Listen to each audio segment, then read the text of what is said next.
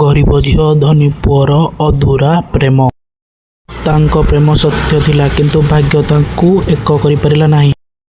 ଓଡ଼ିଶାର ଗୋଟିଏ ସୁନ୍ଦର ଗାଁରେ ରହୁଥିଲା ଗୀତା, ଏକ ଗରିବ ପରିବାରର ଝିଅ। ବାପା ଦିନ ମଜୁରୀ କରୁଥିଲେ, ମା ଘର କାମ କରୁଥିଲେ। ଗୀତା ଅତ୍ୟନ୍ତ ସରଳ ଓ ସୁନ୍ଦର ହୃଦୟର ଝିଅ। ସେ ସବୁବେଳେ ହସୁଥିଲା ଏବଂ ଅନ୍ୟମାନଙ୍କୁ ସାହାଯ୍ୟ କରୁଥିଲା। ସେହି ଗାଁରେ ରହୁଥିଲା ରାହୁଲ, ଧନୀ ଘରର ପୁଅ। ସବୁ ସୁବିଧା ଥିଲା। ଦିନେ ଗୀତା ନଦୀ କୂଳରେ ପାଣି ଆଣିବାକୁ ଯାଇଥିଲା। ସେଠି ରାହୁଲ ତାକୁ ଦେଖିଲା। ସେ ମୁହୂର୍ତ୍ତରେ ରାହୁଲ ମନରେ କିଛି ହେଲା।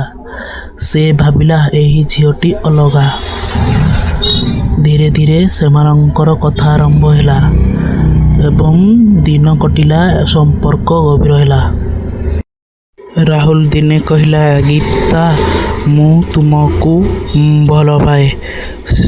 ଗୀତା ଆଶ୍ଚର୍ଯ୍ୟ ହେଲା, କହିଲା, ଆମେ ସମାନ ନୁହେଁ। ତୁମେ ଧନୀ, ମୁଁ ଗରିବ।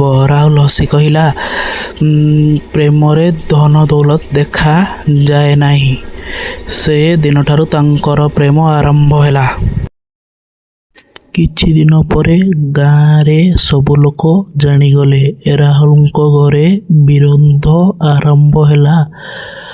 ରାହୁଲଙ୍କ ବାପା ରାଗି କହିଲେ, ସେ ଗରିବ ଝିଅ, ଆମ ପରିବାରର ସମ୍ମାନ କେଉଁଠି ଯିବ? ରାହୁଲ ବିରୋଧ କଲା, କିନ୍ତୁ ଘରର ଚାପ ବଢ଼ିଗଲା।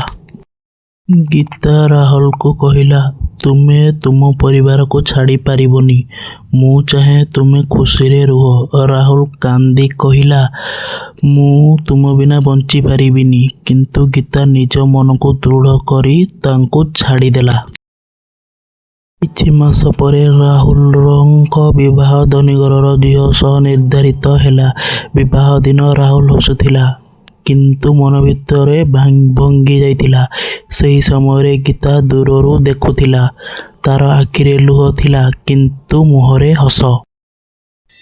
ବର୍ଷେ ପରେ ଗୀତା ଏବେ ମଧ୍ୟ ଗାଁରେ ରହୁଛି। ରାହୁଲ ସହରରେ ଧନୀ ଜୀବନ, କିନ୍ତୁ ମନ ଖାଲି। ଦିନେ ରାହୁଲ ଗାଁକୁ ଫେରିଲା।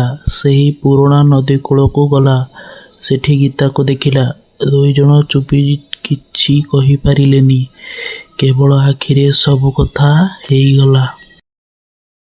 କେବେ କେବେ ପ୍ରେମ ସତ୍ୟ ଥାଏ, କିନ୍ତୁ ଭାଗ୍ୟ ସେକୁ ଅଧୁରା ରଖିଦିଏ। ଏମିତି ହୃଦୟସ୍ପର୍ଶୀ କାହାଣୀ ପାଇଁ ଲାଇକ୍, ସେୟାର ଆଣ୍ଡ ସବସ୍କ୍ରାଇବ୍ କରନ୍ତୁ। ରହିଲି, ବାଏ।